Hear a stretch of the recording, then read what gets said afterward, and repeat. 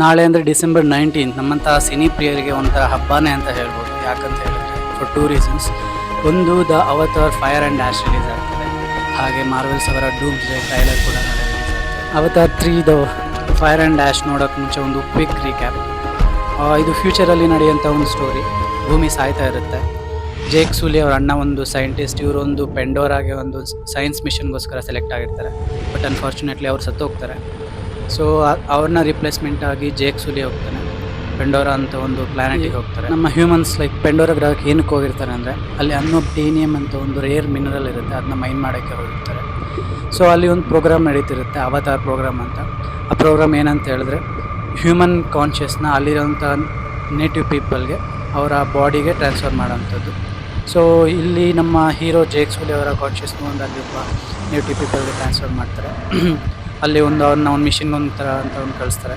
So ಅವರು like finally ಒಂದು ಹುಡುಗಿ ಜೇಕ್ ಸೂಲಿ ಅಲ್ಲಿಗೆ ಹೋದಾಗ ಅಲ್ಲಿ ಅವ್ರು ಏನು ಹೋಮ್ ಟ್ರೀ ಅಂತ ಏನು ಕನ್ಸಿಡರ್ ಮಾಡ್ತಾರೆ, ಅದರ ಕೆಳಗಡೆ ಒಂದು ಹ್ಯೂಜ್ ಅನ್ನೊಬ್ಟೇನಿಯಮ್ ರಿಸೋರ್ಸ್ ಇರುತ್ತೆ.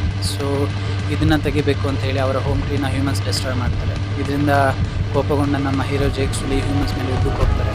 ಅವರ ಯುದ್ಧದಲ್ಲಿ ಒಂದು ನಾವಿ ಅಂತ ಒಂದು ಡಯಟ್ ಇದೆ, ದೇವರು. ಆ ದೈವದ ಹೆಲ್ಪಿಂದ ತಗೊಂಡು ನಮ್ಮ ಹೀರೋ ಹ್ಯೂಮನ್ಸ್ ಮೇಲೆ ಗೆದ್ಬಿಟ್ಟು. ಪಾರ್ಟ್ 2 ಅಂದರೆ ದ ವೇ ಆಫ್ ವಾಟರ್. ಇದರಲ್ಲಿ ಆಫ್ಟರ್ 16 years ಹ್ಯೂಮನ್ಸ್ ಮತ್ತೆ ಆ ಪ್ಲಾನೆಟಿಗೆ ರಿಟರ್ನ್ ಆಗ್ತಾರೆ. ಈಗ ಅವರ ಎಕ್ಸ್ಪ್ಯಾನ್ಷನ್ ಓಷನ್ ಅಥವಾ ವಾಟರ್ ಕೂಡ ಎಕ್ಸ್ಪ್ಯಾಂಡ್ ಆಗಿರುತ್ತೆ. ಲಾಸ್ಟಲ್ಲಿ ಹೀರೋ ಮತ್ತು ನಮ್ಮ ವಿಲನ್ ಜೊತೆ ಫೈಟ್ ಆಗುತ್ತೆ. ನಮ್ಮ ಜೇಕ್ ಸೂಲಿ ಅವರು ಅವರ ಮಗನ ಕಳ್ಕೊತಾರೆ. ಸೊ ವಿಲನ್ ಆಲ್ಮೋಸ್ಟ್ ಸಾಯೋ ಸಿಚುವೇಶನಿಂದ ಪಾರಾಗ್ತಾರೆ.